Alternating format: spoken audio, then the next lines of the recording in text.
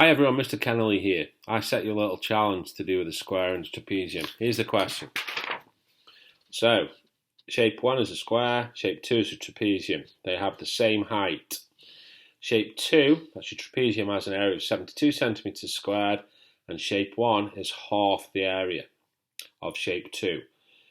The sides A and B on your trapezium, or B to A, are shared 3 to 2 in the ratio. What is the length of the sides of the trapezium? Okay, bit of a tricky one this. So the first thing to bear in mind is that the square, and I did say it was a square in the question, is half the area of shape 2, so that's 36 centimetres. So that makes the square a nice easy 6 centimetres square, because 6 squared, 6 times 6 is 36. It then tells me, because they're the same height, my trapezium has to but also be 6 centimetres tall.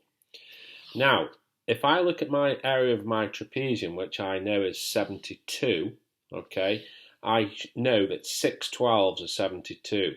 So the average of my A and B, okay, that's my average, has to be 12. That's because we normally add them together and halve. Because we halve two values, we find the average. So the average of my A and B has to be 12, but it's also shared in a ratio of 3 to 2. So the first thing I'm going to do is add my ratio parts. So my ratio parts, 3 add 2 equals 5. Now, because I am working with the number 12, I have to actually work with the number 24 because I halve it for the trapezium formula.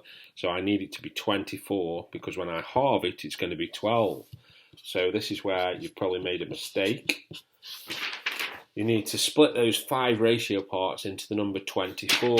Now, if you're using a calculator, you could just type it in. I'll assume we're not. So that's 4 4/5, or 4.8 if you're using a calculator. So watch, how many 5s go into 24? It's 4 with a 4 remainder, and the number 5 comes over for my denominator. And then we're going to do 3 times 4.8 and 2 times 4.8,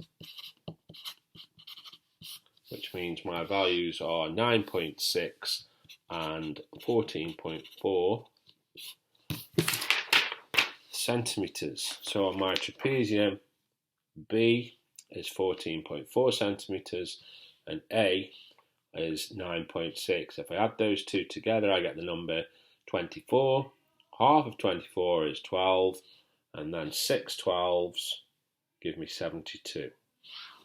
Hope you got that one.